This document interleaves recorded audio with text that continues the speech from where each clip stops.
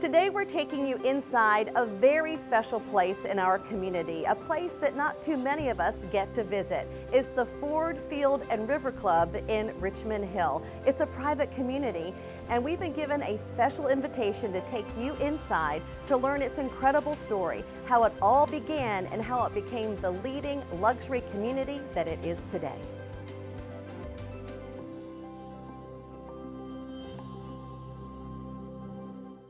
So welcome everyone to one of the parlors inside the Ford Field and River Club. And we're here now with Lauren Seaman. She is the president of the Richmond Hill Historical Society to tell us about this unique property, where the story all began. Lauren, thank you for joining us today. Absolutely, thank you for having me. So this is a gorgeous property. So much history here. Where does it all begin? Where do we start this story? So people have inhabited this area of Bryan County for thousands of years. One of the earliest residents were the Wally Indians, and they were prominent through the area about 4,000, 5,000 years ago. So they had quite a bustling community here along the river. Yeah, because we're right along the Ogeechee River. Correct. So when did the European influence start? Around 1562 is when French Huguenot Jean Ribault came through here. He was trying to settle this whole region all the way down to Jacksonville area and up through the Carolinas for the French colony. They, were battling with the Spanish in this area for extensive lengths of time, and eventually it became an English colony, as we all know. Later in the early 1700s, that's when 1733 is when Oglethorpe came and started Savannah. Now on the property where we are today, there were 3 plantations? Correct. Is that right? And on this particular plot of land, there was Richmond and Cherry Hill plantations. So the name Richmond Hill came from the plantation that was here? Correct. Richard Arnold owned a plantation here that he called Richmond, and eventually when the Fords acquired it, they added the hill, and that's where that name came together. Okay, well let's go into the Ford's connection. Henry and Clara Ford, we see their portraits above the fireplace here. When did that story begin? So that was almost 99 years ago to the day, April 16th, 1925, when they bought this tract of land. They were searching for a second summer home. He was good friends with a naturalist, John Burroughs, who recommended this region. He also was interested in it from a cultivation standpoint, and so he began buying up massive tracts of land and ultimately ended up owning about 85,000 acres here.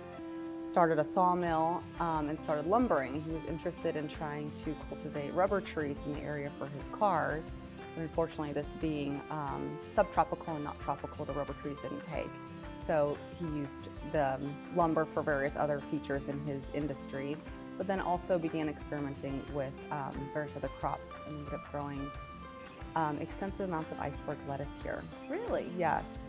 He also experimented heavily with soybeans and tried to utilize anything that the land could give him, including the Spanish moss, which he used in his car seats as cushioning, and then that ended up going by the wayside pretty quickly because it was very itchy. Oh yeah. Yeah. Okay, that's an interesting little tidbit. So he tried and experimented with all kinds of things here and ended up using the old rice mill that was on the lands as his laboratory. He expanded onto it and had a steam-powered engine there, and they had a massive iceberg lettuce packing plant on the land, which we still have that chute here on property as well. Oh, that's really interesting. And there's a tunnel here that There he is. used to go to that old Correct. rice mill for Correct. his laboratory. He built that, and it ran the electricity from the rice mill and the plant, the industrial kind of plant that he created there, and ran the electricity to the main house here. So that's how plumbing and electric was ran here.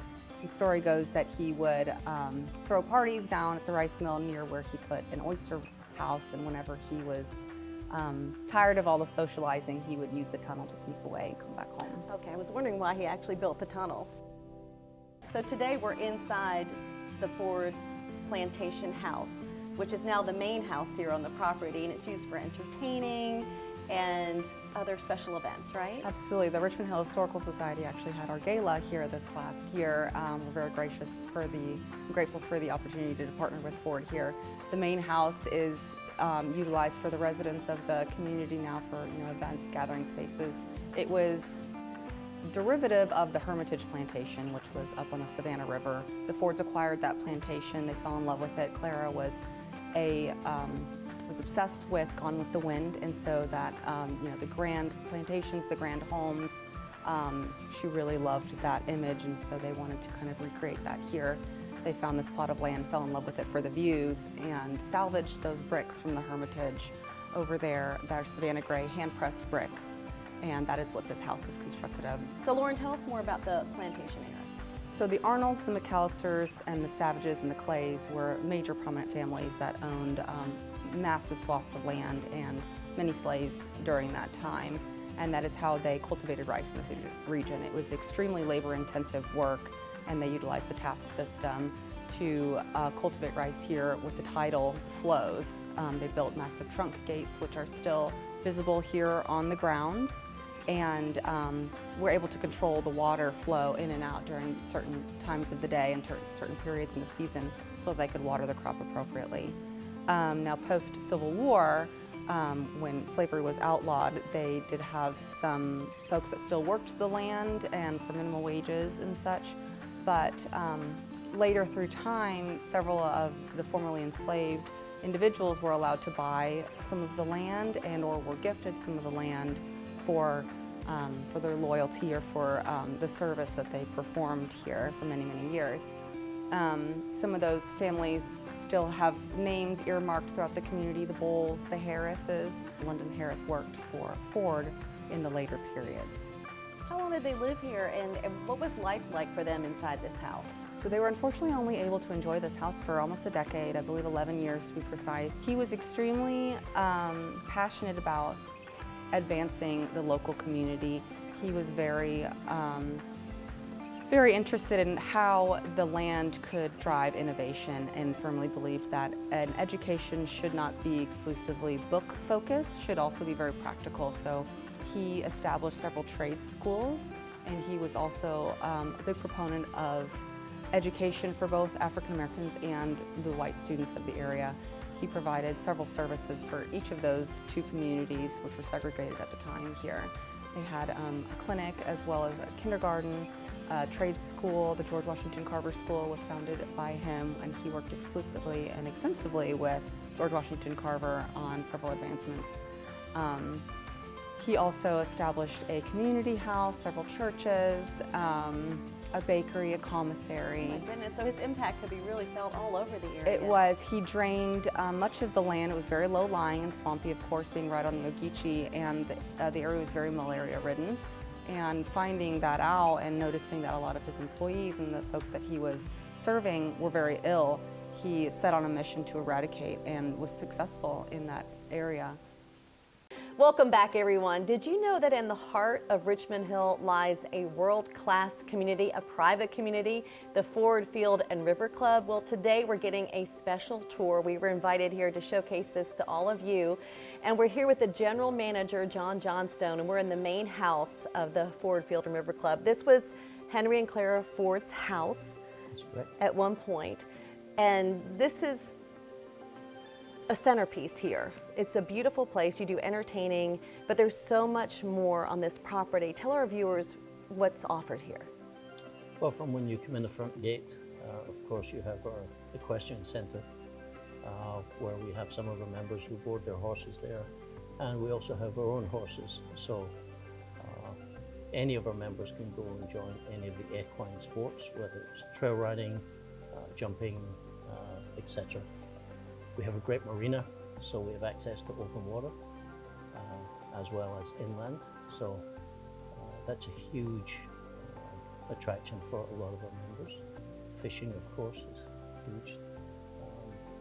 We have our sports barn, so everybody has to stay healthy and fit, so that's also another one of our amenities. Of course, we have our swimming pool for the kids, as well as the food and beverage attractions at the clubhouse and Lake Dye. So we have a world-class offering of amenities.